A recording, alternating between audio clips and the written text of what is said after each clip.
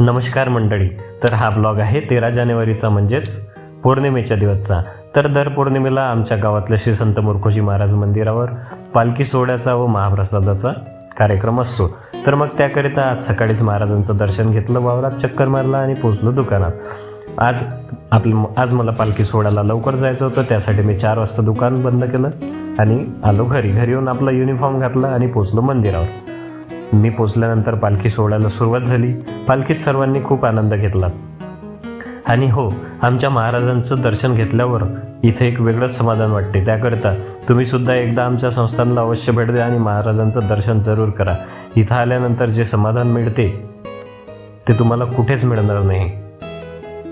पालखी सोहळा संपल्यानंतर आपल्या मूर्तिजापूरचे लोकप्रिय आमदार माननीय हरीशभाऊ पिंपळे यांच्या हस्ते महाआरतीचा कार्यक्रम पार पडला. नंतर आजच्या महाप्रसादाचं आयोजन सुद्धा त्यांनीच केलं होतं.